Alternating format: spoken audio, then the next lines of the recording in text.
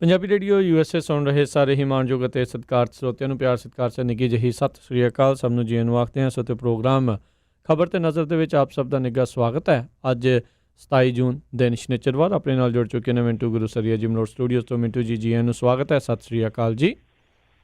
ਸ਼ੁਕਰੀਆ ਜੀ, ਸਾਰਿਆਂ ਨੂੰ ਸਤਿ ਸ਼੍ਰੀ ਅਕਾਲ ਜੀ। ਸਾਡੇ ਅੱਜ ਦੇ ਪ੍ਰੋਗਰਾਮ ਖਬਰ ਤੇ ਨਜ਼ਰ ਉਸ ਨੂੰ ਸਪਾਂਸਰ ਕਰਦੇ ਨੇ ਖਾਲਸਾ ਇੰਸ਼ੋਰੈਂਸ ਏਜੰਸੀ ਵਾਲੇ, ਜਿਨ੍ਹਾਂ ਦੇ ਕੋਲੋਂ ਤੁਸੀਂ ਹਰ ਇੱਕ ਤਰੀਕੇ ਦੀ ਇੰਸ਼ੋਰੈਂਸ ਕਰਵਾ ਸਕਦੇ ਹੋ।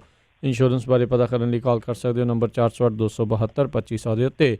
Home auto commercial liquor store gas station insurance ਦੇ ਲਈ call 4082722500। Krishan Dhanota university, Gurpal Singh Sandhu Antelope, Baljinder Singh Nijjar Woodland, Nachhattar Singh Sangha Clovis, Bhajan Singh, Jaswinder Kaur, Kulwinder Singh, Kamaljeet Kaur San Jose, GN tyre and lube ਵਾਲੇ, ਜਿਨ੍ਹਾਂ ਦੇ ਕੋਲੋਂ ਤੁਸੀਂ truck wash, oil change, air brake ਦਾ ਕੰਮ ਕਰਵਾ ਸਕਦੇ ਹੋ। ਨਵੇਂ ਪੁਰਾਣੇ ਟਾਇਰ ਵਾਜਿਬ ਕੀਮਤਾਂ 'ਤੇ ਖਰੀਦ ਸਕਦੇ ਹੋ। ਸੈਂਟਰ ਨੈਲਾ ਮੰਡੇਲਾ ਦੇ ਵਿੱਚ ਲੋਕੇਸ਼ਨ ਨੇ।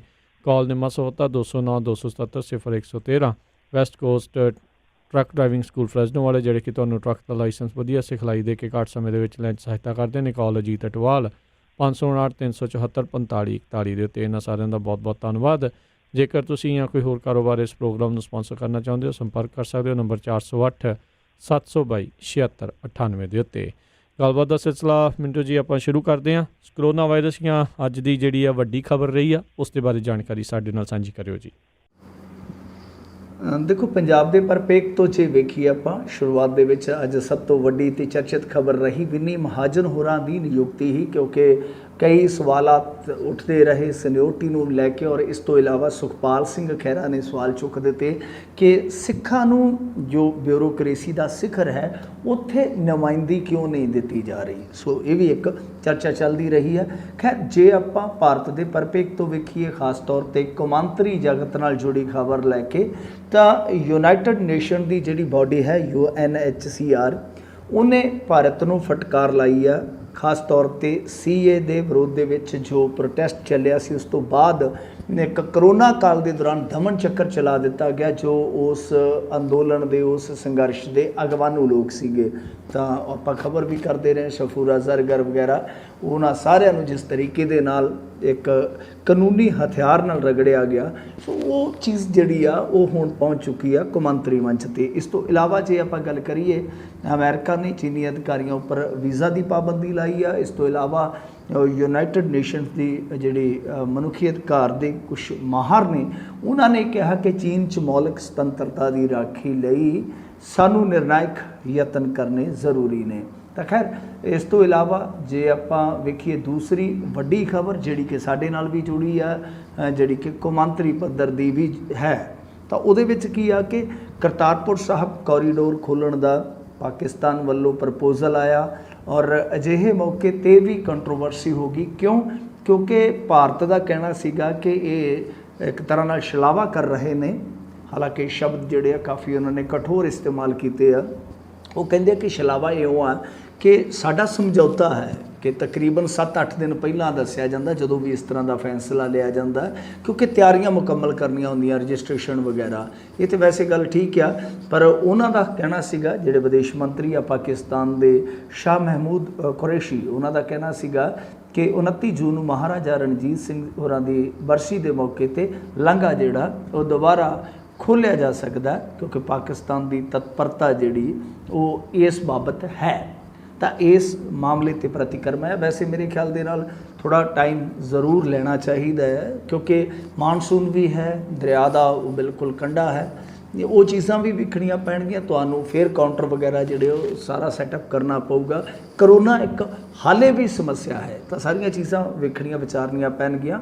ਹਾਂ, ਇੰਡੀਆ ਨੂੰ ਮੈਂ ਸਮਝਦਾ ਕਿ ਬਹਾਨਾ ਨਹੀਂ ਚਾਹੀਦਾ, ਬਹਾਨਾ ਨਹੀਂ ਬਣਾਉਣਾ ਚਾਹੀਦਾ। ਹਾਂ ਠੀਕ ਹੈ, ਟਾਈਮ ਜ਼ਰੂਰ ਲੈਣਾ ਚਾਹੀਦਾ। ਖੈਰ, ਉਹਨਾਂ ਦੀ ਵੀ ਮੇਰੇ ਖਿਆਲ ਦੇ ਨਾਲ ਇਸ ਪੱਖ ਤੋਂ ਗਲਤੀ ਆ ਕਿ ਜੇ ਮਹਾਰਾਜਾ ਰਣਜੀਤ ਸਿੰਘ ਹੋਰਾਂ ਦੀ ਬਰਸੀ ਦੇ ਮੌਕੇ 'ਤੇ ਉਹਨਾਂ ਦਾ ਕੋਈ ਐਸਾ ਇਰਾਦਾ ਸੀ ਤੇ ਉਹ ਪਹਿਲਾਂ ਜਾਣੂ ਕਰਵਾ ਦਿੰਦੇ। ਖੈਰ, ਇਹ ਸਭ ਕੁਝ ਚੱਲੀ ਜਾਣਾ, ਕਰੋਨਾ ਵੀ ਚੱਲੀ ਜਾਂਦਾ। ਕਰੋਨਾ ਨਾਲ ਜੁੜੀ ਕੁਛ ਮੈਂ ਅਪਡੇਸ਼ਨ ਤੁਹਾਨੂੰ ਦੇ ਦਿੰਦਾ। ਨਿਊਜ਼ੀਲੈਂਡ ਦੇ ਵਿੱਚ ਕੁਛ ਆਏ ਨੇ ਮਾਮਲੇ ਫਿਰ, ਕਿਉਂਕਿ ਤੁਹਾਨੂੰ ਯਾਦ ਹੋਣਾ ਨਿਊਜ਼ੀਲੈਂਡ ਦੀ ਪ੍ਰਾਈਮ ਮਿਨਿਸਟਰ ਦਾ ਉਹ ਇੱਕ ਡਾਂਸ, ਉਹ ਇੱਕ ਖੁਸ਼ੀ ਜਦੋਂ ਉਹਨਾਂ ਨੇ ਜਿੱਤ ਪ੍ਰਾਪਤ ਕੀਤੀ ਸੀ। ਤਾਂ ਹੁਣ ਨਿਊਜ਼ੀਲੈਂਡ ਦੀ ਇਹ ਖਬਰ ਹੈ ਤੇ ਛੋਟੀ ਜੀ ਆ ਕਿ ਉਹਨਾਂ ਦੇ 8-10 ਕੇਸ ਆਏ ਆ ਹੁਣ ਤੱਕ, ਬਟ ਸੰਸਾਰ ਪੱਧਰ ਤੇ ਫਿਰ ਇੱਕ ਚਿੰਤਾ ਦਾ ਵਿਸ਼ਾ ਹੈ ਕਿ ਕੋਈ ਵੀ ਮੁਲਕ ਸ਼ਾਇਦ ਉਦੋਂ ਤੱਕ ਇਹ ਦਾਅਵਾ ਨਹੀਂ ਕਰ ਸਕਦਾ ਕਿ ਕਰੋਨਾ ਮੁਕਤ ਹੋ ਗਿਆ ਜਦੋਂ ਤੱਕ ਧਰਤੀ ਜਿਹੜੀ ਆ ਕਰੋਨਾ ਮੁਕਤ ਨਹੀਂ ਹੁੰਦੀ। ਤਾਂ ਇਹਦੇ ਵਿੱਚ ਜਿਹੜੇ ਕੇਸ ਮਿਲੇ ਆ ਨਿਊਜ਼ੀਲੈਂਡ 'ਚ, ਉਹਦੇ 'ਚ ਭਾਰਤ ਦੇ ਵੀ 2 ਬੰਦੇ ਸ਼ਾਮਲ ਆ ਜਿਹੜੇ ਇੱਥੋਂ ਭਾਰਤ ਤੋਂ ਯਾਤਰੀ ਪਰਤੇ ਸੀਗੇ। ਖੈਰ ਜੇ ਆਪਾਂ ਅੱਗੇ ਗੱਲ ਕਰੀਏ, ਇਸ ਤੋਂ ਇਲਾਵਾ ਭਾਰਤ ਦੇ ਵਿੱਚ ਅੰਕੜਾ ਜਿਹੜਾ 5 ਲੱਖ ਤੋਂ ਪਾਰ ਹੋ ਗਿਆ ਵਾ। ਦੇਸ਼ ਭਰ ਦੇ ਵਿੱਚ ਕਰੋਨਾ ਵਾਇਰਸ ਕਰਕੇ ਪਿਛਲੇ 24 ਘੰਟਿਆਂ ਦੌਰਾਨ 384 ਮੌਤਾਂ ਹੋਈਆਂ, ਜਦਕਿ 18,552 ਰਿਕਾਰਡ ਮਾਮਲੇ ਜਿਹੜੇ ਆ ਉਹ ਦਰਜ ਕੀਤੇ ਗਏ ਆ। ਇਸ ਤੋਂ ਇਲਾਵਾ ਜੇ ਆਪਾਂ ਦੇਖੀਏ ਤੇ ਇਸ ਮਾਮਲੇ ਦੇ ਵਿੱਚ ਰਾਜ ਸਭਾ ਕਰਮਚਾਰੀ ਆ ਜਿਹੜੇ, ਉਹਨਾਂ ਦੇ ਮਹਿੰਗਾਈ ਭੱਤੇ ਤੇ ਰੋਕ ਲਾ ਦਿੱਤੀ ਗਈ ਆ। ਕੇਂਦਰ ਦੇ ਜਿਹੜੇ ਕਰਮਚਾਰੀ ਆ ਉਹਨਾਂ ਨੂੰ ਵੀ ਨਹੀਂ 1.5 ਸਾਲ ਤੱਕ ਦਿੱਤਾ ਜਾਏਗਾ ਕੋਈ ਬਕਾਇਆ ਇਸ ਤਰ੍ਹਾਂ ਦਾ। ਤਾਂ ਤੁਸੀਂ ਆਪ ਹੀ ਅੰਦਾਜ਼ਾ ਲਾ ਸਕਦੇ ਹੋ ਕਿ ਕਿੰਨੀ ਗੰਭੀਰ ਸਥਿਤੀ ਹੈ ਜੇ ਆਪਾਂ ਵਿੱਤੀ ਪੱਖ ਤੋਂ ਲਈਏ। ਇੱਧਰ ਡਾਕਟਰ ਹਰਸ਼ਵਰਧਨ ਜਿਹੜੇ ਕਿ ਸਿਹਤ ਮੰਤਰੀ ਹਨ, ਉਹਨਾਂ ਦੀ ਪ੍ਰਧਾਨਗੀ ਹੇਠ ਕਰੋਨਾ ਵਾਇਰਸ ਸੰਬੰਧੀ ਮੰਤਰੀਆਂ ਨਾਲ ਅੱਜ ਮੀਟਿੰਗ ਹੋਈ ਆ। ਫਿਰ ਇਸ ਤੋਂ ਇਲਾਵਾ ਰਾਹੁਲ ਗਾਂਧੀ ਨੇ ਕਿੰਤੂ ਕੀਤਾ, ਉਹ ਕਹਿੰਦੇ ਕਿ ਤੇਜ਼ੀ ਨਾਲ ਫੈਲ ਰਹੇ ਕਰੋਨਾ ਨੂੰ ਹਰਾਉਣ ਵਾਸਤੇ ਭਾਰਤ ਕੋਲ ਕੋਈ ਠੋਸ ਸਕੀਮ ਨਹੀਂ ਹੈਗੀ। ਜੇ ਇਹਨਾਂ ਦੇ ਕੋਲ ਹੈਗੀ ਆ ਤਾਂ ਇਹਨਾਂ ਨੂੰ ਜ਼ਰੂਰ ਦੱਸਣਾ ਚਾਹੀਦਾ। ਉਹ ਇੱਧਰ ਨਾ ਦੱਸਣ, ਘੱਟੋ ਘੱਟ US ਨੂੰ ਹੀ ਦੱਸ ਦੇਣ, UK ਨੂੰ ਹੀ ਦੱਸ ਦੇਣ, ਜ਼ਰੂਰ ਕਿਸੇ ਨੂੰ ਦੱਸਣ। ਤਾਂ ਯੋਜਨਾਬੰਦੀ ਦੀ ਤਾਂ ਵਾਕਈ ਕਿਤੇ ਨਾ ਕਿਤੇ ਕਮੀ ਰਹੀ ਆ। ਪਰ ਜਦੋਂ ਲੋਕਡਾਊਨ ਲਾਇਆ ਗਿਆ ਸੀ ਉਦੋਂ ਇਹਨਾਂ ਨੇ ਵੀ ਸਮਰਥਨ ਕੀਤਾ ਸੀਗਾ। ਹੁਣ ਕਹਿੰਦੇ ਕਿ ਲੋਕਡਾਊਨ ਜਿਹੜਾ ਉਹ ਗਲਤ ਸਮੇਂ 'ਤੇ ਲਾਇਆ ਗਿਆ। ਖੈਰ ਚਲੋ, ਇਹ ਰਾਜਨੀਤੀ ਇਸੇ ਤਰ੍ਹਾਂ ਚੱਲਦੀ ਰਹਿਣੀ ਹੈ। ਕੇਜਰੀਵਾਲ ਨੇ ਕੇਂਦਰ ਦਾ ਧੰਨਵਾਦ ਕੀਤਾ। ਹੁਣ ਤੁਸੀਂ ਆਪ ਹੀ ਦੇਖ ਲਓ ਕਿ ਇੱਕ ਵਿਰੋਧੀ ਧਿਰ ਜਿਹੜੀ ਆ ਉਹ ਨਿਸ਼ਾਨੇ 'ਤੇ ਲੈ ਰਹੀ ਆ, ਦੂਸਰੀ ਧੰਨਵਾਦ ਕਰ ਰਹੀ ਆ। ਉਹ ਕਹਿੰਦੇ ਕਿ ਕਰੋਨਾ ਨਾਲ ਲੜਨ ਵਾਸਤੇ 5 ਹਥਿਆਰ ਕਾਰਗਰ ਰਹੇ ਨੇ। ਖੈਰ ਨਵੀਂ ਦਿੱਲੀ ਦੇ ਵਿੱਚ ਇੱਕ ਦਿਨ ਦੇ ਅੰਦਰ 21,144 ਜਿਹੜੇ ਟੈਸਟ ਹੋਏ ਆ, ਇਹ ਮੇਰੇ ਖਿਆਲ ਦੇ ਨਾਲ ਕਾਫੀ ਵੱਡੀ ਤਾਦਾਦ ਆ ਤੇ ਹੋਰ ਵੀ ਵਧਣਾ ਚਾਹੀਦਾ। ਇਹ ਦਾਇਰਾ ਹੋਰ ਵੀ ਅੱਗੇ ਜਾਣਾ ਚਾਹੀਦਾ ਤਾਂ ਕਿ ਬਿਮਾਰੀ ਜਿਹੜੀ ਆ ਰੋਕੀ ਜਾ ਸਕੇ। ਜੇ ਆਪਾਂ ਇੱਧਰ ਗੱਲ ਕਰੀਏ ਪੰਜਾਬ ਦੀ, ਤਾਂ ਇੱਥੇ 5,000 ਦੇ ਨੇੜੇ ਅੰਕੜਾ ਪਹੁੰਚ ਚੁੱਕਾ ਵਾ। ਬੈਂਸ ਭਰਾਵਾਂ ਦੇ ਖਿਲਾਫ ਮਾਮਲਾ ਦਰਜ ਕੀਤਾ ਗਿਆ ਡਿਜ਼ਾਸਟਰ ਮੈਨੇਜਮੈਂਟ ਐਕਟ ਦੇ ਤਹਿਤ, ਕਿਉਂਕਿ ਉਹ ਸਾਈਕਲ ਯਾਤਰਾ ਕੱਢ ਰਹੇ ਆ ਤੇ ਦੋਸ਼ ਹੈ ਕਿ ਉਹਨਾਂ ਨੇ ਸੋਸ਼ਲ ਡਿਸਟੈਂਸਿੰਗ ਨਿਯਮ ਦੀ ਪਾਲਣਾ ਨਹੀਂ ਕੀਤੀ। ਖੈਰ ਦੂਸਰੇ ਪਾਸੇ ਕੰਮਕਾਰ ਦਾ ਮੰਦਾ ਹੈ। ਜਲੰਧਰ ਦੇ ਇੱਕ ਮਸ਼ਹੂਰ ਸ਼ੇਅਰ ਕਾਰੋਬਾਰੀ ਨੇ ਖੁਦਕੁਸ਼ੀ ਕਰ ਲਈ ਹੈ, ਸੈਡ ਨਿਊਜ਼ ਹੈ। ਇਸ ਤੋਂ ਇਲਾਵਾ 2 ਮੌਤਾਂ ਜਿਹੜੀਆਂ ਉਹ ਹੋਰ ਹੋਈਆਂ ਪੰਜਾਬ ਦੇ ਵਿੱਚ। ਇਹ ਦੇਰ ਸ਼ਾਮ ਦੀ ਹੈ, ਹਾਲ ਦੀ ਘੜੀ ਅੰਕੜਾ ਜਿਹੜਾ ਉਹ ਅਪਡੇਟ ਹੋ ਗਿਆ ਹੋਵੇ ਤਾਂ ਮੈਂ ਕਹਿ ਨਹੀਂ ਸਕਦਾ। ਇੱਕ ਹੋਰ ਵੱਡੀ ਖਬਰ ਜਿਹੜੀ ਹੁਣੇ ਆ ਰਹੀ ਹੈ ਉਹ ਇਹ ਆ ਕਿ PTI ਨੂੰ ਇੱਕ ਤਰ੍ਹਾਂ ਨਾਲ ਪ੍ਰਸਾਰ ਭਾਰਤੀ ਨੇ ਧਮਕੀ ਦਿੱਤੀ ਆ। PTI press trust of India, ਸਭ ਨੂੰ ਪਤਾ ਹੀ ਆ ਕਿ ਬਹੁਤ ਭਰੋਸੇਮੰਦ ਏਜੰਸੀ ਹੈ, ਬਹੁਤ ਵੱਡੀ ਅਥਾਰਟੀ ਹੈ ਪੱਤਰਕਾਰਤਾ ਦੀ। ਤਾਂ ਜੋ ਇੱਕ ਇੱਟ ਖੜਿੱਕਾ ਚੱਲਿਆ ਉਹ ਇਸੇ ਕਰਕੇ ਆ ਕਿਉਂਕਿ ਚੀਨ ਦੇ ਵਿੱਚ ਜਿਹੜੇ ਭਾਰਤ ਦੇ ਰਾਜਦੂਤ ਆ ਵਿਕਰਮ ਮਿਸਰੀ, ਉਹਨਾਂ ਨੇ ਤਾਂ ਉਹਨਾਂ ਨੇ ਇੱਕ ਟਵੀਟ ਕੀਤਾ ਸੀ। ਇੱਕ ਮੁਲਾਕਾਤ ਹੋਈ ਸੀ ਬੀਜਿੰਗ ਦੇ ਨਾਲ।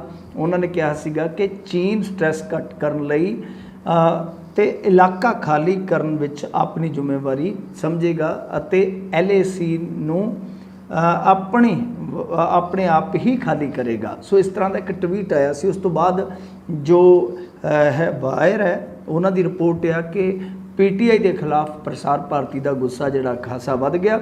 ਉਹਨਾਂ ਨੇ ਇੱਥੋਂ ਤੱਕ ਆਖਿਆ ਕਿ ਅਸੀਂ ਇਹਨਾਂ ਦੇ ਨਾਲ ਕਰਾਰ ਤੋੜਾਂਗੇ, ਦੇਸ਼ ਧਰੋਹੀਆਂ ਵਾਲਾ ਕੰਮ ਕਰਦੇ ਪਏ ਆ। ਸੋ PTI ਨੂੰ ਵੀ ਦੇਸ਼ ਧਰੋਹੀ ਬਣਾ ਦਿੱਤਾ। ਔਰ ਇਹ PTI ਉਹੀ PTI ਆ ਜਿਵੇਂ ਮੋਦੀ ਸਰਕਾਰ ਦੀ ਆਮਦ ਹੋਈ ਸੀ, ਪਹਿਲੀ ਮੋਦੀ ਸਰਕਾਰ ਦੀ, ਤੇ ਤਿਵੇਂ ਨਾਲ ਦੀ ਨਾਲ ਇਹਦੇ ਵਿੱਚ 3 ਬੰਦੇ ਫਿੱਟ ਕਰਨ ਦਾ ਯਤਨ ਕੀਤਾ ਗਿਆ ਸੀ, ਜਿਹਦਾ ਬਹੁਤ ਜ਼ਿਆਦਾ ਵਿਰੋਧ ਹੋਇਆ ਪ੍ਰੈਸ ਟਰਸਟ ਆਫ ਇੰਡੀਆ ਦੇ ਵੱਲੋਂ ਤੇ ਬਾਅਦ ਦੇ ਵਿੱਚ ਉਹ ਕੋਸ਼ਿਸ਼ ਅਸਫਲ ਹੋ ਗਈ ਸੀ।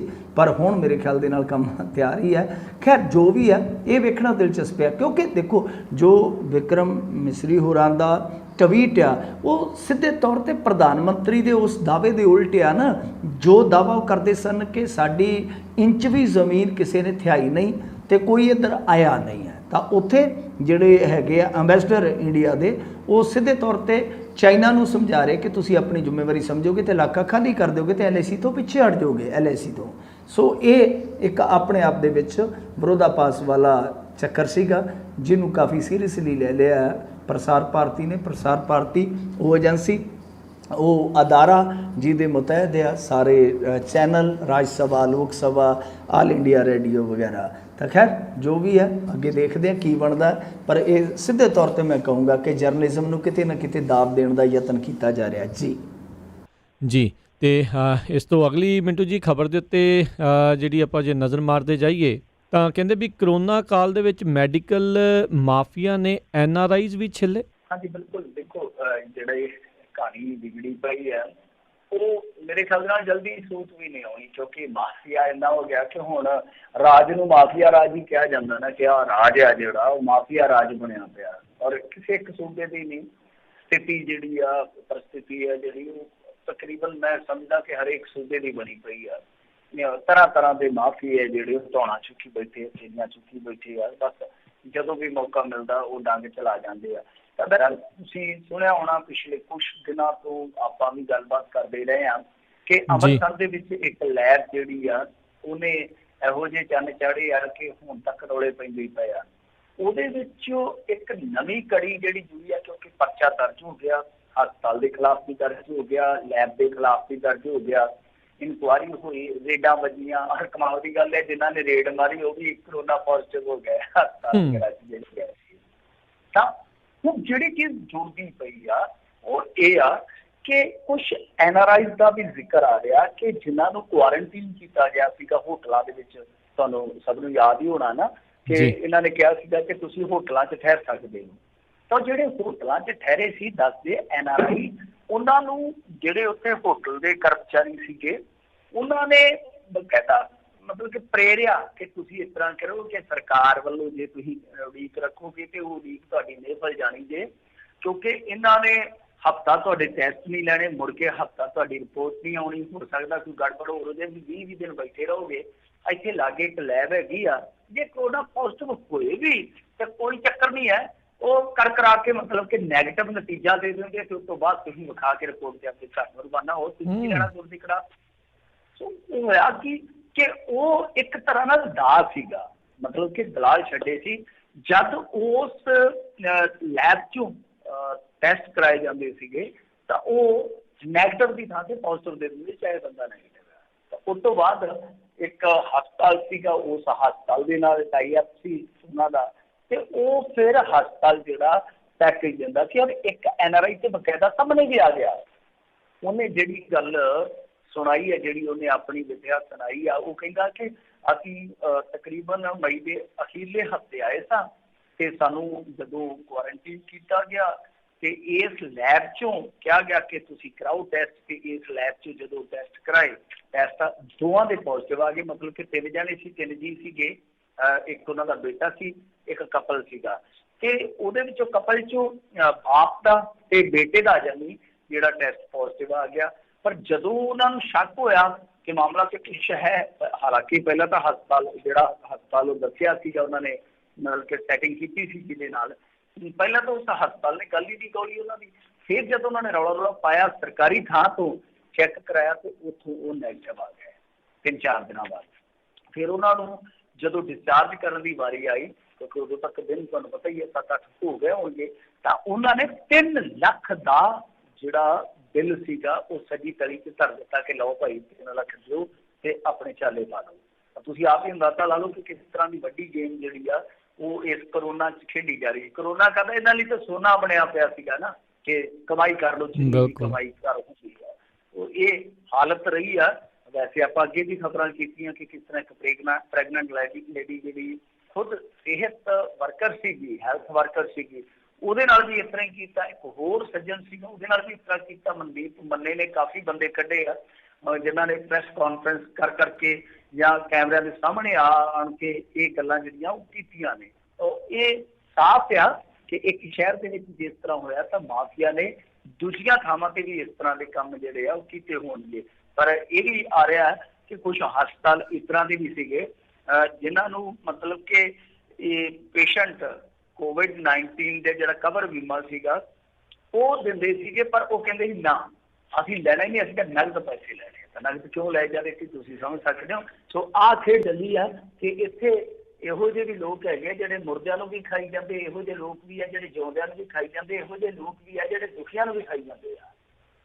ਜੀ ਜੀ ਜੀ। ਅਗਲੀ ਜਿਹੜੀ ਮਿੰਟੂ ਜੀ ਗੱਲ ਕਰੀਏ, ਕਹਿੰਦੇ ਕਮੇਟੀ ਫੇਰ ਕਰੀ ਵਿਵਾਦਾਂ ਦੇ ਵਿੱਚ ਇੱਕੋ ਦਿਨ ਪ੍ਰਬੰਧਾਂ ਨੂੰ ਲੈ ਕੇ ਨਿਕਲਿਆ ਖਬਰਾਂ ਦਾ ਵਿਰੋਲਾ। ਹਾਂਜੀ ਬਿਲਕੁਲ, ਖਬਰਾਂ ਬਹੁਤ ਨਿਕਲੀਆਂ ਨੇ ਇੱਕੋ ਦਿਨ। ਅੱਜ ਤਿੰਨ ਵੱਡੀਆਂ ਖਬਰਾਂ ਸੀਗੀਆਂ ਐਸਜੀਪੀਸੀ ਦੇ ਪ੍ਰਬੰਧਾਂ ਦੇ ਖਿਲਾਫ। ਪਹਿਲੀ ਗੱਲ ਤੇ ਕਿ ਸਕੂਲਾਂ ਕਾਲਜਾਂ ਦੇ ਅਧਿਆਪਕਾਂ ਨੂੰ ਤਨਖਾਹਾਂ ਨਹੀਂ ਮਿਲ ਰਹੀਆਂ, ਤੇ ਕਹਿੰਦੇ ਕਿ ਮਾਇਆਵੀ ਟੂਟ ਕਾਰਨ ਐਸਜੀਪੀਸੀ ਦੇ ਅਧਿਆਪਕਾਂ ਦਾ ਜਿਹੜਾ ਭਵਿੱਖ ਹੈ ਉਹ ਹੀ ਦਾਅ ਤੇ ਲੱਗਣ ਵਾਲਾ ਹੋਇਆ ਪਿਆ। ਸੋ ਇਹ ਇੱਕ ਵੱਡੀ ਖਬਰ ਸੀਗੀ। ਉਸ ਤੋਂ ਬਾਅਦ ਜਿਹੜੀਆਂ ਦੋ ਖਬਰਾਂ ਆਈਆਂ ਨੇ ਉਹਨਾਂ ਨੇ ਤਾਂ ਹੈਰਾਨ ਕਰ ਦਿੱਤਾ। ਇਹ ਸਾਰੀਆਂ ਖਬਰਾਂ ਜਿਹੜੀਆਂ ਨੇ ਉਹ ਅਖਬਾਰਾਂ 'ਚ, ਵੱਖ-ਵੱਖ ਅਖਬਾਰਾਂ 'ਚ ਛਪੀਆਂ। ਮੈਂ ਆਪਣੇ ਕੋਲੋਂ ਨਹੀਂ ਦੱਸ ਰਿਹਾ, ਸੋ ਮੈਂ ਤੁਹਾਨੂੰ ਸਿਰਫ ਕੋਟ ਕਰਕੇ ਦੱਸ ਦੇਣਾ। ਜੀ ਇੱਕ ਹੋਰ ਮਸਲਾ ਬਹੁਤ ਵੱਡਾ ਹੈ। ਅਜੀਤ ਸਿੰਘ ਬੈਂਸ ਹੋਰਾਂ ਨੇ ਕੱਲ ਪ੍ਰੈਸ ਕਾਨਫਰੰਸ ਵੀ ਕੀਤੀ। ਉਹਨਾਂ ਨੇ ਜੋ ਦੋਸ਼ ਲਾਏ ਆ ਉਹ ਇੰਨੇ ਗੰਭੀਰ, ਇੰਨੇ ਸੰਵੇਦਨਸ਼ੀਲ, ਇੰਨੇ ਜਜ਼ਬਾਤੀ ਆ ਕਿ ਹਰੇਕ ਬੰਦਾ ਜਿਹੜਾ ਉਹ ਤਵਾ ਕਰੇਗਾ, ਕਿਉਂਕਿ ਪੰਜਾਬ ਮਨੁੱਖੀ ਅਧਿਕਾਰ ਸੰਗਠਨ ਨੇ ਇਹ ਦਾਅਵਾ ਕੀਤਾ ਵਾ, ਮੰਗੀ ਉਹਨਾਂ ਨੇ ਕਿ ਇਸ ਮਾਮਲੇ 'ਚ ਪੜਤਾਲ ਕਰੋ। ਚੀਫ ਸਕੱਤਰ ਨੂੰ ਪੱਤਰ ਵੀ ਲਿਖਿਆ ਉਹਨਾਂ ਨੇ। ਤਾਂ ਉਹਨਾਂ ਨੇ ਆਖਿਆ ਕਿ 267 ਪਾਵਨ ਸਰੂਪ ਜਿਹੜੇ ਆ ਉਹ ਰਿਕਾਰਡ 'ਚ ਘੱਟ ਆ ਐਸਜੀਪੀਸੀ ਦੇ। ਇਹ ਘੱਟ ਕਿਵੇਂ ਗਏ ਉਹਦਾ ਵੀ ਦੱਸਿਆ ਕਿ 18-19 ਮਈ ਰਾਤ ਨੂੰ, ਯਾਨੀ ਜਿਹੜੀ ਦਰਮਿਆਨੀ ਰਾਤ ਸੀ 18-19 ਦੀ, ਉਸ ਰਾਤ ਨੂੰ ਗੁਰਦੁਆਰਾ ਸ਼੍ਰੀ ਰਾਮਸਰ ਵਿਖੇ ਬਣੇ ਭਵਨ ਵਿੱਚ ਅੱਗ ਲੱਗ ਗਈ ਤੇ ਬਹੁਤ ਸਾਰੇ ਸਰੂਪ ਜਿਹੜੇ ਸੀਗੇ ਉਹ ਅਗਨ ਭੇਂਟ ਹੋ ਗਏ। ਔਰ ਇਸ ਤੋਂ ਇਲਾਵਾ ਜਦੋਂ ਅੱਗ ਬੁਝਾਈ ਗਈ, ਬਹੁਤ ਸਾਰੇ ਪਾਵਨ ਸਰੂਪ ਇਸ ਤਰ੍ਹਾਂ ਦੇ ਸਨ ਜਿਹੜੇ ਬਾਛੜਾਂ ਦੇ ਨਾਲ ਸਿੱਲੇ ਹੋ ਗਏ, ਯਾਨੀ ਭਿੱਜ ਗਏ। ਉਸ ਤੋਂ ਬਾਅਦ ਕਿਉਂਕਿ ਦੇਖੋ ਉਸ ਵੇਲੇ ਦੌਰ ਜਿਹੜਾ ਚੱਲ ਰਿਹਾ ਸੀਗਾ ਉਹ ਸ਼੍ਰੋਮਣੀ ਅਕਾਲੀ ਦਲ ਭਾਜਪਾ ਸਰਕਾਰ ਵਾਸਤੇ ਕੋਈ ਠੀਕ ਨਹੀਂ ਸੀਗਾ। ਬਹੁਤ ਜ਼ਿਆਦਾ 2016 'ਚ ਤੁਹਾਨੂੰ ਪਤਾ ਹੀ ਹੈ ਨਾ ਕਿ ਗੁੱਸੇ ਦੀ ਲਹਿਰ ਸੀਗੀ ਇਸ ਸਰਕਾਰ ਦੇ ਉਲਟ, ਕਿਉਂਕਿ ਬੇਅਦਬੀਆਂ ਦੇ ਕਾਂਡ ਉਦੋਂ ਤੱਕ ਵਾਪਰ ਚੁੱਕੇ ਸਨ ਔਰ ਨਿਰੰਤਰ ਵਾਪਰ ਰਹੇ ਸੀਗੇ।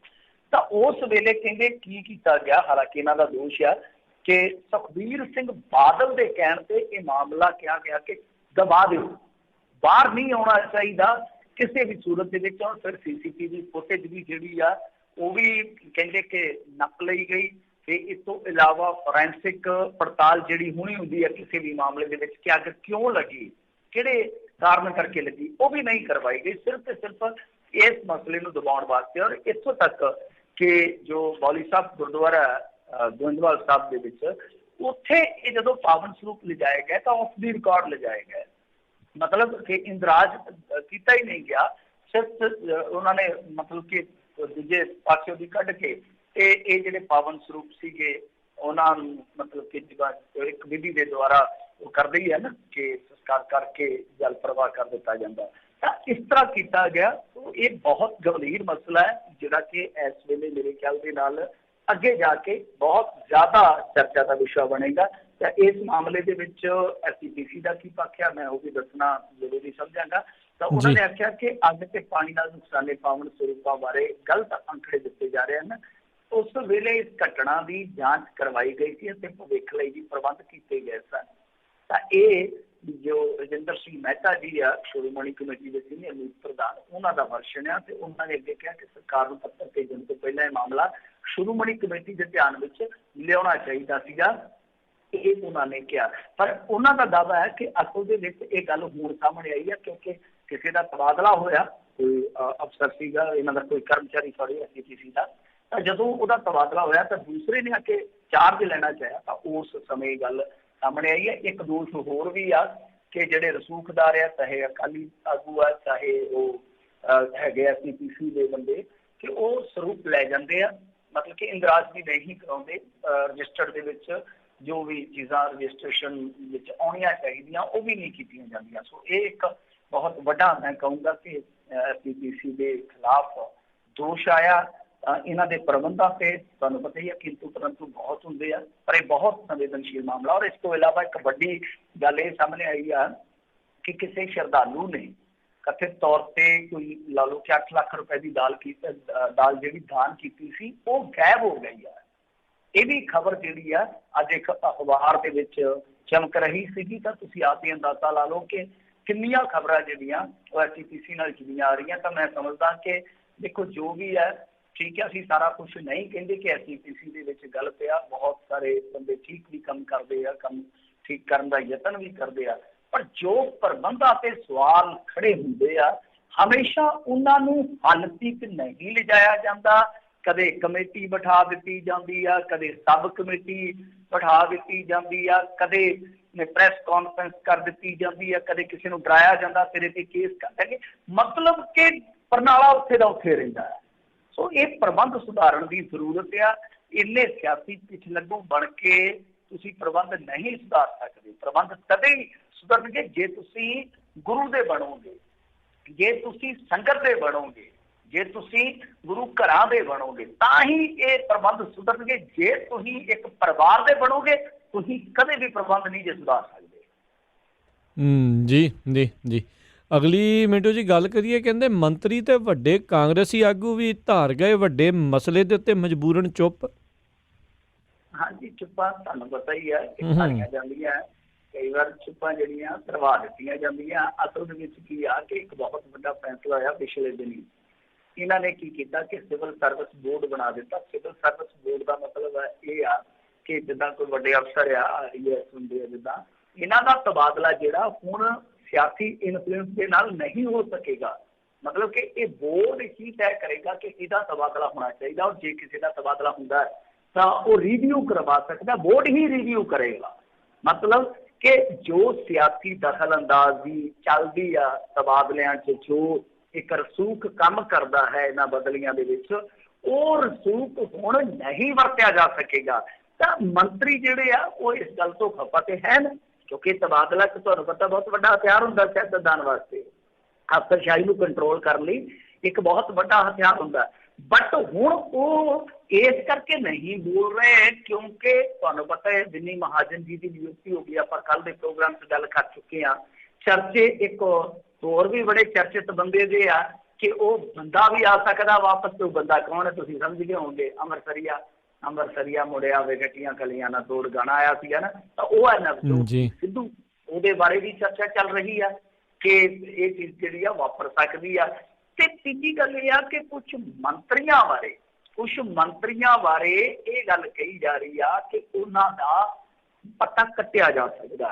ਸਭ ਤੋਂ ਵੱਡਾ ਨਾਮ ਜਿਹੜਾ ਇਸ ਵੇਲੇ ਉਹ ਚੰਨੀ ਦਾ ਆ ਰਿਹਾ ਕਿ ਚੰਨੀ ਨੂੰ ਬਦਲ ਕੇ ਸਪੀਕਰ ਦੇ ਤੌਰ ਤੇ ਲਾਇਆ ਜਾ ਸਕਦਾ, ਤੇ ਜਿਹੜੇ ਸਪੀਕਰ ਸਾਹਿਬ ਨੇ KP ਸਾਹਿਬ, ਉਹਨਾਂ ਨੂੰ ਕੈਬਨਿਟ 'ਚ ਲਿਆਂਦਾ ਜਾ ਸਕਦਾ। ਤਾਂ ਜਿਹੜਾ ਫੇਰ ਬਦਲ ਵਾਲਾ ਚੱਕਰ ਆ ਨਾ, ਉਹ ਇਹਨਾਂ ਨੂੰ ਚੁੱਪ ਕਰਾ ਗਿਆ ਇਸ ਮੁੱਦੇ ਤੇ।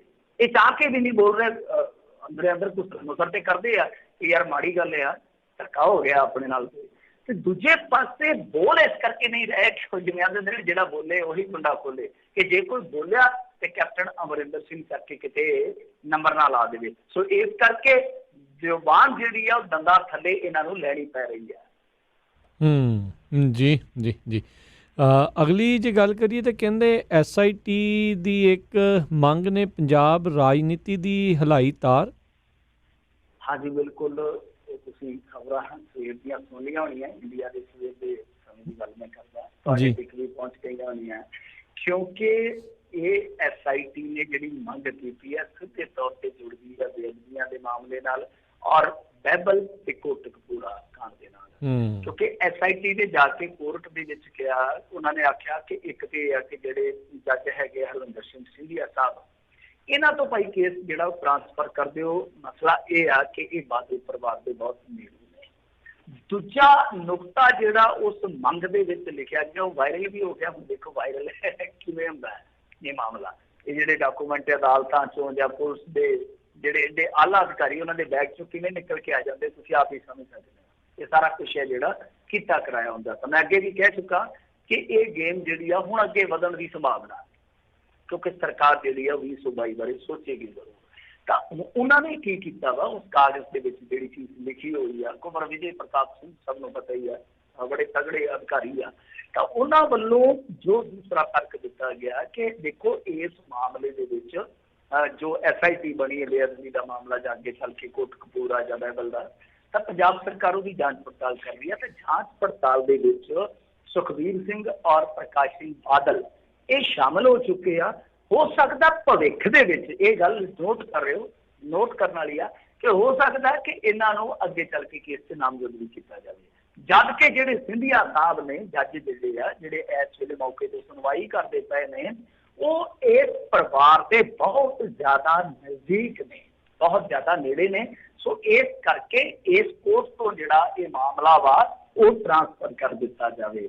ਹੁਣ ਮਾਮਲਾ ਟ੍ਰਾਂਸਫਰ ਮੈਂ ਅੱਗੇ ਵੀ ਤੁਹਾਨੂੰ ਕਈ ਮਰਤਬਾ ਦੱਸ ਚੁੱਕਾ ਵਾਂ ਕਿ ਮਾਮਲਾ ਟ੍ਰਾਂਸਫਰ ਕਰਵਾਉਣਾ ਜਾਂ ਕਰਵਾਉਣ ਦੀ ਅਪੀਲ ਕਰਨਾ ਇਹ ਜੱਜਾਂ ਦਾ ਅਧਿਕਾਰ ਖੇਤਰ ਹੈ, ਜਾਂ ਜਿਹੜਾ ਵੀ ਕੋਈ ਪਾਰਟੀ ਆ ਧਿਰ ਆ ਉਹਦਾ ਅਧਿਕਾਰ ਖੇਤਰ ਆ। ਕੋਈ ਚੱਕਰ ਨਹੀਂ ਹੈਗਾ। ਉਹਦੇ 'ਚ ਸੈਣੀ ਵੀ ਜ਼ੋਰ ਲਾਉਂਦਾ ਹੈ, ਉਹਦੇ 'ਚ ਹੋਰ ਦੂਜੇ ਤੀਜੇ ਵੀ ਜ਼ੋਰ ਲਾਉਂਦੇ ਆ। ਆਮ ਮੇਰੇ ਵਰਗਾ ਕੋਈ ਸਧਾਰਨ ਮੁਲਜ਼ਮ ਉਹ ਵੀ ਜ਼ੋਰ ਲਾਉਂਦਾ ਕਈ ਮਰਤਬਾ ਕਿ ਇਸ ਸ਼ਹਿਰ ਤੋਂ ਕੇਸ ਜਿਹੜਾ ਦੂਸਰੇ ਸ਼ਹਿਰ ਟ੍ਰਾਂਸਫਰ ਕਰ ਲਈਏ। ਪਰ ਜਿਹੜੀ ਹਾਂ ਗੱਲ ਉਹਨਾਂ ਨੇ ਕਹੀ ਆ ਕਿ ਪ੍ਰਕਾਸ਼ ਸਿੰਘ ਬਾਦਲ ਤੇ ਸੁਖਬੀਰ ਸਿੰਘ ਬਾਦਲ ਦਾ ਜ਼ਿਕਰ ਕੀਤਾ, ਇਸ ਜ਼ਿਕਰ ਨੇ ਹੀ ਕਈਆਂ ਦੇ ਫਿਕਰ ਵਧਾ ਦਿੱਤੇ ਆ। ਤੇ ਲੱਗਦਾ ਇਹੋ ਆ ਕਿ ਇਸ ਵਾਰੀ ਸਰਕਾਰ ਇਸ ਗੇਂਦ ਨੂੰ ਗਾਂ ਰੇੜ ਨੂੰ ਫਿਰਦੀ ਆ, ਕਿਉਂਕਿ ਐਤਕੀ ਇਹਨਾਂ ਨੇ ਲੱਲੇ ਭੱਬੇ ਵਾਲਾ ਕੰਮ ਨਹੀਂ ਕੀਤਾ, ਥੱਲਿਓਂ ਗ੍ਰਿਫਤਾਰੀਆਂ ਸ਼ੁਰੂ ਕੀਤੀਆਂ। ਮਤਲਬ ਸੁਹੇਲ ਬਰਾੜ, ਉਸ ਤੋਂ ਬਾਅਦ ਪੰਕਜ, ਉਸ ਤੋਂ ਬਾਅਦ SHO, ਉਸ ਤੋਂ ਬਾਅਦ ਹੁਣ ਆਗੇ ਵੱਡੇ ਨਾਮ ਜ਼ਿਕਰਤ ਹੋ ਗਏ। ਤਾਂ ਇਹ ਮਾਮਲਾ ਜਿਹੜਾ ਲੱਗਦਾ ਹੈ ਕਿ ਹੁਣ ਗਰਮਾਏਗਾ ਪੰਜਾਬ ਦੀ ਰਾਜਨੀਤੀ 'ਚ। ਜੀ ਜੀ ਜੀ ਅਗਲੀ ਮਿੰਟ 'ਚ ਗੱਲ ਕਰੀਏ, ਕਹਿੰਦੇ ਹੁਣ ਬਿਜਲੀ ਸੋਧ ਬਿੱਲ ਰਾਹੀਂ ਸੰਘੀ ਢਾਂਚੇ ਤੇ ਵਾਰ ਦੀ ਤਿਆਰੀ। ਦੇਖੋ ਬਿਜਲੀ ਸੋਧ ਬਿੱਲ ਆ ਜਿਹੜਾ ਇਹ ਹੁਣ ਦਾ ਨਹੀਂ ਹੈ, ਇਹ ਤਾਂ ਕਾਫੀ ਪੁਰਾਣਾ ਹੈ। ਖਬਰਾਂ ਚਲੋ ਅੱਜ ਲੱਗੀਆਂ ਤੇ ਅਸੀਂ ਉਹੀ ਖਬਰਾਂ ਜ਼ਿਆਦਾਤਰ ਆਪਾਂ ਕਰਦੇ ਹਾਂ ਜਿਹੜੀਆਂ ਖਬਰਾਂ ਕਰੰਟ ਹੁੰਦੀਆਂ ਨੇ। ਜੀ ਜੀ ਇਹ ਤਿਆਰੀ ਕਰ ਰਹੇ ਨੇ, ਪਿਛਲੇ ਕੁਝ ਮਹੀਨਿਆਂ ਤੋਂ ਤਿਆਰੀ ਕਰ ਰਹੇ ਨੇ ਕਿ ਜਦੋਂ ਵੀ ਇਹ ਸੈਸ਼ਨ ਆਏਗਾ ਤੇ ਅਸੀਂ ਇਹ ਬਿਜਲੀ ਸੋਧ ਬਿੱਲ ਹੈ ਜਿਹੜਾ ਉਹ ਪੇਸ਼ ਕਰ ਦੂੰਗੇ ਤੇ ਇਹਦੇ ਵਿੱਚ ਅੱਗੇ ਜਾ ਕੇ ਜੋ ਵੀ ਪ੍ਰਬੰਧ ਹੋਣਗੇ ਉਹ ਲਾਗੂ ਹੋ ਜਾਣਗੇ। ਕੀ ਨੇ ਉਹ ਮੈਂ ਤੁਹਾਨੂੰ ਸੰਖੇਪ ਦੱਸ ਦਿੰਦਾ। ਵੈਸੇ ਡਰਾਫਟ ਵਗੈਰਾ ਜਦੋਂ ਬਣਦੇ ਆ ਫਿਰ ਪੜ੍ਹੀਏ ਫਿਰ ਪਤਾ ਲੱਗਦਾ ਕਿ ਕੀ ਹੈ ਕੀ ਨਹੀਂ ਹੈ। ਤਾਂ ਇਹਦੇ ਵਿੱਚ ਕੀ ਆ ਕਿ ਜਿੱਦਾਂ ਲਾ ਲਓ ਕਿ ਸਬਸਿਡੀਆਂ ਜਿਹੜੀਆਂ ਉਹ ਹੁਣ ਖਾਤੇ 'ਚ ਮਤਲਬ ਕਿ ਆਇਆ ਕਰਨਗੀਆਂ। ਤਾਂ ਲਾ ਲਓ ਕਿ ਮੋਟਰਾਂ ਦਾ ਹੈਗਾ ਬਿੱਲ ਉਹ ਤੁਹਾਨੂੰ ਭਰਨਾ ਹੀ ਪਊਗਾ ਤੇ ਜਿਹੜੀ ਸਬਸਿਡੀ ਬਣਦੀ ਆ ਤੁਹਾਡੀ ਖਾਤਿਆਂ ਦੀ ਉਹ ਸਬਸਿਡੀ ਜਿਹੜੀ ਆ ਤੁਹਾਡੇ ਖਾਤੇ 'ਚ ਆਊਗੀ। ਦੂਜੀ ਚੀਜ਼ ਇਹ ਆ ਕਿ ਇਹਦੇ ਵਿੱਚ ਜਿੱਦਾਂ ਸੂਬਿਆਂ ਦਾ ਜੋ ਹੁੰਦਾ ਢਾਂਚਾ, ਜਿਵੇਂ ਆਪਾਂ ਕਹਿੰਦੇ ਪੰਜਾਬ ਸਟੇਟ ਰੈਗੂਲੇਟਰੀ ਕਮਿਸ਼ਨ ਹੈ ਇਲੈਕਟ੍ਰਿਸਿਟੀ ਦਾ, ਤਾਂ ਉੱਦਾਂ ਜਿਹੜਾ ਉਹ ਕਮਿਸ਼ਨ ਬਣਦੇ ਆ ਉਹਨਾਂ ਦੀ ਚੋਣ ਹੁਣ ਕੇਂਦਰ ਸਰਕਾਰ ਕਰੇਗੀ। ਮਤਲਬ ਕਿ ਜਿਹੜੀ ਸਿਲੈਕਸ਼ਨ ਹੋਏਗੀ ਉਹ ਸਿੱਧੀ ਕੇਂਦਰ ਦੇ ਅਧਿਕਾਰ ਖੇਤਰ 'ਚ ਆ ਜਾਏਗੀ। ਤੇ ਕਮਿਸ਼ਨ ਦੇ ਜਿਹੜੇ ਚੇਅਰਪਰਸਨ ਜਾਂ ਮੈਂਬਰ ਹੋਣਗੇ ਉਹਨਾਂ ਦੀ ਚੋਣ ਲਈ ਕਮੇਟੀ ਬਣੇਗੀ, ਉਸ ਦਾ ਗਠਨ ਹੁਣ ਕੇਂਦਰ ਕਰੇਗਾ। ਤਾਂ ਕੇਂਦਰ ਸਰਕਾਰ ਚੋਣ ਕਮੇਟੀ ਬਣਾਏਗੀ ਜਿਸ ਦੀ ਅਗਵਾਈ ਸੁਪਰੀਮ ਕੋਰਟ ਦਾ ਇੱਕ ਮੌਜੂਦਾ ਜੱਜ ਕਰੇਗਾ, ਜਿਸ 'ਚ ਅਲਫਾਬੈਟ ਦੇ ਹਿਸਾਬ ਨਾਲ 2 ਸੂਬਿਆਂ ਦੇ ਮੁੱਖ ਸਕੱਤਰ ਵੀ ਸ਼ਾਮਲ ਹੋਣਗੇ। ਇਹ ਮਤਲਬ ਕਿ ਬੇਸਿਕ ਸਟਰਕਚਰ ਨਿਕਲ ਕੇ ਆ ਰਿਹਾ ਹੈ। ਸਰਨਜੀਤ ਭੁੱਲਰ ਦੀ ਅੱਜ ਰਿਪੋਰਟ ਵੀ ਹੈ ਇਸ ਬਾਬਤ ਟ੍ਰਿਬਿਊਨ 'ਚ ਲੱਗੇ। ਖੈਰ ਹੁਣ ਦੇਖੋ ਇਸ ਮਸਲੇ ਤੇ ਜਿਹੜਾ ਇਹ ਆਪਾਂ ਬਾਰ-ਬਾਰ ਰੋਣਾ ਬੋਲਦੇ ਆ ਸੰਘੀ ਢਾਂਚੇ ਦਾ, ਉਹ ਤੇ ਬਿਲਕੁਲ ਸਹੀ ਆ ਕਿ ਦੇਖੋ ਹੁਣ ਬਿਜਲੀ ਵੀ ਤੁਹਾਡੇ ਅਧਿਕਾਰ ਖੇਤਰ 'ਚ ਚੱਲ ਗਈ, ਖੇਤੀ 'ਚ ਵੀ ਤੁਸੀਂ ਆਰਡੀਨੈਂਸ ਲੈ ਆਂਦਾ ਸਿੱਧੇ ਤੌਰ ਤੇ, ਆਰਥਿਕਤਾ ਅੱਗੇ ਆਪਾਂ ਵੇਖਿਆ ਇਹ ਉਹਦਾ ਕੇਂਦਰੀਕਰਨ ਹੋ ਗਿਆ GST ਦੇ ਰਾਹੀਂ। ਬਹੁਤ ਸਾਰੀਆਂ ਚੀਜ਼ਾਂ ਮਤਲਬ ਕਿ ਜੋ ਵੀ ਟੈਕਸ ਪ੍ਰਣਾਲੀ ਹੈ ਤੁਹਾਡੀ ਉਹਦੇ ਤੇ ਕੇਂਦਰ ਕਾਬਜ਼ ਹੋ ਗਿਆ। ਜਾਂ ਪਾਣੀ ਵਾਲੀ ਵੰਡ ਦਾ ਮਸਲਾ ਤੁਸੀਂ ਦੇਖਿਆ ਹੀ ਪੰਜਾਬ ਨਾਲ ਕਿਸ ਤਰ੍ਹਾਂ ਹੋਇਆ, ਉਹ ਵੀ ਮਸਲਾ ਜਿਹੜਾ ਕਿ 2 ਸਟੇਟਾਂ ਦਾ ਮਸਲਾ ਸੀਗਾ, ਮਾਲਕੀਅਤ ਦਾ ਮਸਲਾ ਸੀਗਾ, ਉਹਦੇ ਤੇ ਵੀ ਕੇਂਦਰ ਕਿਵੇਂ ਧੱਕਾ ਕਰ ਗਿਆ। ਸੋ ਇਹ ਸਾਰੀਆਂ ਚੀਜ਼ਾਂ ਠੀਕ ਨੇ ਆਪਣੀ ਥਾਂ ਤੇ, ਪਰ ਦੂਜਾ ਸਵਾਲ ਇੱਕ ਹੋਰ ਵੀ ਆ ਨਾ। ਦੇਖੋ ਇਹ ਚੀਜ਼ਾਂ ਹੈਗੀਆਂ, ਇਹ ਆਪਣੀ ਥਾਂ ਤੇ ਬਹੁਤ ਮਾਇਨੇ ਰੱਖਦੀਆਂ ਨੇ। ਇਸ ਚੀਜ਼ ਨਾਲ ਮੁਤਫਿਕ ਔਰ ਪੰਜਾਬ ਦਾ ਤੇ ਤੁਹਾਨੂੰ ਪਤਾ ਹੀ ਹੈ ਨਾ ਕਿ ਜੋ ਦੌਰ ਆਇਆ ਸੀਗਾ ਉਹ ਸ਼ੁਰੂ ਹੀ ਇੱਥੋਂ ਹੋਇਆ ਸੀਗਾ ਕਿ ਸਾਨੂੰ ਵੱਧ ਅਖਤਿਆਰ ਦਿਓ, ਸਾਨੂੰ ਖੁਦ ਮੁਖਤਿਆਰੀ ਜਿਹੜੀ ਆ ਉਹ ਜ਼ਿਆਦਾ ਤੋਂ ਜ਼ਿਆਦਾ ਦਿਓ। ਹੁਣ ਦਿੱਤਾ ਕਿੱਥੇ ਆ? ਮੈਂ ਇੱਕ ਉਦਾਹਰਣ ਦੇਣਾ। ਠੀਕ ਹੈ ਸੰਘੀ ਢਾਂਚਾ ਹੋਣਾ ਚਾਹੀਦਾ, ਪਰ ਕੀ ਸੰਘੀ ਢਾਂਚਾ ਸਹੀ ਬੰਦਿਆਂ ਦੇ ਹੱਥ 'ਚ ਹੈ? ਇੱਕ ਉਦਾਹਰਣ ਆ ਕੋਆਪਰੇਟਿਵ ਬੈਂਕ ਹੈ ਜਿਹੜੇ, ਉਹਦੇ ਵਾਸਤੇ ਵੀ ਆਰਡੀਨੈਂਸ ਆ ਗਿਆ, ਮਤਲਬ ਕਿ ਉਹ ਵੀ RBI ਦੀ ਨਿਗਰਾਨੀ ਤੋਂ। ਪਰ ਕੋਆਪਰੇਟਿਵ ਬੈਂਕ 'ਚ ਕੀ ਹੁੰਦਾ? ਨਿਯੁਕਤੀਆਂ ਇਹ ਕਰਦੇ ਨੇ, ਇਹ ਸਿਆਸਤਦਾਨ ਕਰਦੇ ਸਟੇਟਾਂ ਦੀ। ਤੇ ਤੁਸੀਂ ਸੱਚ ਜਾਣਿਓ ਕਿ ਬੇੜਾ ਗਰਕ ਕਰ ਰੱਖਿਆ ਇਹਨਾਂ ਨੇ। TMC ਘੁਟਾਲਾ ਕਿੱਥੇ ਹੋਇਆ ਸੀਗਾ? ਉਸ ਤੋਂ ਬਾਅਦ ਇੱਕ ਹੋਰ ਬੈਂਕ 'ਚ ਹੋਇਆ, ਸਰਕਾਰੀ ਬੈਂਕ 'ਚ। ਔਰ 1 ਸਾਲ ਫਾਈਨੈਂਸ਼ੀਅਲ ਈਅਰ 2018 ਦੀ ਗੱਲ ਆ ਕਿ 1000 ਫਰਾਡ ਦੇ ਮਾਮਲੇ ਸਾਹਮਣੇ ਆਉਂਦੇ ਆ ਇਹਨਾਂ ਕੋਆਪਰੇਟਿਵ ਬੈਂਕਾਂ ਦੇ ਵਿੱਚੋਂ। 250 ਕਰੋੜ ਦਾ ਰਗੜਾ ਲੱਗ ਜਾਂਦਾ। ਤਾਂ ਕਹਿਣ ਦਾ ਭਾਵ ਇਹ ਆ ਕਿ ਇਹ ਜਿਹੜੀਆਂ ਇਸ ਵੇਲੇ ਸ਼ਕਤੀਆਂ ਵਰਤਦੇ ਆ ਸਿਆਸਤਦਾਨ ਸਾਡੇ, ਇਹ ਵੀ ਤੇ ਕਿਤੇ ਨਾ ਕਿਤੇ ਸਹੀ ਨਹੀਂ ਹੈ ਨਾ। ਜੇ ਸਹੀ ਹੋਣ ਇਹੋ ਜਿਹੇ ਮੌਕੇ ਹੀ ਕਿਉਂ ਬਣਨ? ਜੇ ਇਹਨਾਂ ਦੀਆਂ ਪਾਲਿਸੀ ਹੁਣ ਜਿਵੇਂ ਬਿਜਲੀ ਸਬਸਿਡੀ, ਅਸੀਂ ਕਦੋਂ ਦੇ ਪਿੱਟਦੇ ਹਾਂ ਕਿ ਭਾਈ ਇਹਦਾ ਰਿਵਿਊ ਹੋਣਾ ਚਾਹੀਦਾ, ਕਿ ਕੌਣ ਹੱਕਦਾਰ ਆ, ਕੌਣ ਇਹ ਨਜਾਇਜ਼ ਖਾ ਰਿਹਾ, ਕਿਉਂਕਿ ਟੈਕਸ ਪੇਅਰ ਦਾ ਪੈਸਾ ਆਖਰ। ਤਾਂ ਹੁਣ ਉਹ ਚੀਜ਼ ਜਿਹੜੀ ਇਹ ਨਹੀਂ ਸੀ ਕਰ ਸਕਦੇ, ਸਿਆਸੀ ਮਜਬੂਰੀਆਂ ਕਰਕੇ ਕੇਂਦਰ ਕਰਨ ਜਾ ਰਹੀ ਆ। ਪਰ ਅਫਸੋਸ ਦੀ ਗੱਲ ਆ ਕਿ ਇਹ ਸਿਰਫ ਤੇ ਸਿਰਫ ਖਾਣ ਪੀਣ ਜੋਗੀ ਆ, ਰੌਲਾ ਪਾਉਣ ਜੋਗੀ ਆ। ਗੈਰਤਮੰਦ ਵਿਰੋਧ ਤਾਂ ਨਹੀਂ ਕਰ ਸਕਦੇ, ਫੈਡਰਲ ਸਿਸਟਮ ਤੇ ਚੋਟ ਫਲਾਟ ਧਮਕਾਂ ਇਹ ਬਿਆਨਾਂ 'ਚ ਹੀ ਕਰ ਸਕਦੇ ਆ, ਸੰਘਰਸ਼ ਨਹੀਂ ਛੇੜ ਸਕਦੇ। ਮਾਫ ਕਰਨਾ, ਜੇ ਜਨਤਾ 'ਚ ਸੰਘਰਸ਼ ਦਾ ਕਣ ਖਤਮ ਹੋਇਆ ਤੇ ਸਾਡੀ ਜਿਹੜੀ ਲੀਡਰਸ਼ਿਪ ਆ ਉਹਦੇ 'ਚ ਪਹਿਲਾਂ ਹੀ ਮਰ ਚੁੱਕਾ ਹੈ। ਜੀ ਜੀ ਜੀ। ਤੇ ਮਿੰਟੂ ਜੀ ਬਹੁਤ ਬਹੁਤ ਤੁਹਾਡਾ ਧੰਨਵਾਦ ਕਰਦੇ ਹਾਂ, ਤੁਸੀਂ ਸਾਡੇ ਨਾਲ ਜੁੜੇ, ਇਹਨਾਂ ਖਬਰਾਂ ਬਾਰੇ ਜਾਣਕਾਰੀ ਦਿੱਤੀਆਂ। ਅਗਲੀ ਵਾਰ ਤੱਕ ਲਈ ਬੜੀ ਮਿਹਰਬਾਨੀ, ਪਿਆਰ ਭਰੀ ਸਤਿ ਸ਼੍ਰੀ ਅਕਾਲ ਜੀ। ਜੀ ਤੇ ਸਰੋਤਿਓ, ਇੱਥੇ ਸਾਡਾ ਅੱਜ ਦਾ ਪ੍ਰੋਗਰਾਮ ਸਮਾਪਤ। ਮਿਲਦੇ ਹਾਂ ਅਗਲੀ ਵਾਰ ਤੱਕ ਲਈ। ਮੇਰੇ ਵੱਲੋਂ ਵੀ ਤੁਹਾਨੂੰ ਸਭ ਨੂੰ ਸਤਿ ਸ਼੍ਰੀ ਅਕਾਲ। ਸੁਣਦੇ ਰਹੋ ਪੰਜਾਬੀ ਰੇਡੀਓ USA।